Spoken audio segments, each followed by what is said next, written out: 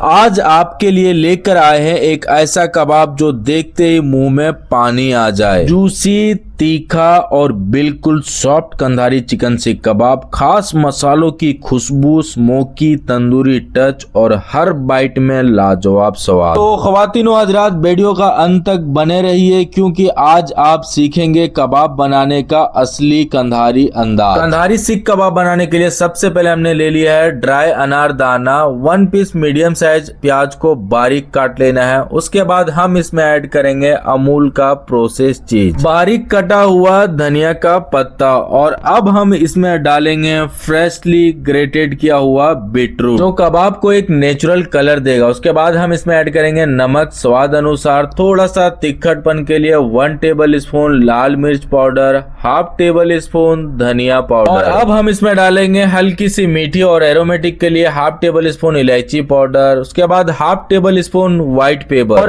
اب ہم اس میں فائنلی ڈالیں گے چکن کا قیمہ جو ہم نے لیگ اور بریسٹ دونوں کو مکس کر کے لیا ہے۔ اب ہم اس میں ڈالیں گے فریش کریم جس سے کباب اور soft, juicy and melt in mouth ہو جاتا ہے۔ تو خواتین و حضرات، تھوڑا سا اسپائسی کک کے لیے ہم اس میں ڈالیں گے گرین چلی کرش کیا ہوا، اور اب ہم کندھاری چکن سیخ کباب کے لیے ڈالے گئے سارے انگریڈینٹس کو اچھی طرح سے مکس کر لیں گے۔ چکن، بیٹروٹ، فریش کریم، الائچی پاؤڈر اور خاص کندھاری مسالے جب آپس میں ملتے ہیں تو ایک پرفیکٹ اسموتھ اور ایرومیٹک مکسچر تیار ہوتا ہے۔ تو خواتین و حضرات، ہمارا مکسچر ریڈی ہو چکا ہے، اور سیخ پر لگانے سے پہلے ہم اس میں تھوڑا سا باریک کٹا ہوا ادرک، باریک کٹا ہوا لہسن ڈال کر اسے اچھے سے مکس کر لیں گے۔ اب ہمارا مکسچر تیار ہو چکا ہے کندھاری چکن سیخ کباب کے لیے۔ تو مکسچر کو دھیرے دھیرے سریا یعنی کہ سیخ پر لگائیں گے۔ تو سب سے پہلے آپ کو مکسچر کا گولا کچھ اس طریقے سے بنا لینا ہے، اس کے بعد ہاتھوں کے اوپر ہلکا سا پانی لگا کر چکن کو کچھ اس طریقے سے اسپریڈ کرنا ہے تاکہ کباب کا شیپ پرفیکٹ بن سکے۔ تو خواتین و حضرات، اگر آپ اس چینل پر نئے ہیں تو چینل کو سبسکرائب ضرور کر لیجئے، ساتھ ہی بیل آئیکن بٹن کو دبانا نہ بھولیں۔ تو خواتین و حضرات، ہمارا چکن کا سریا لگ کر ہو چکا ہے ریڈی، اور اب ہم ان سیخوں کو گرما گرم تندور کے اندر ڈالیں گے، جہاں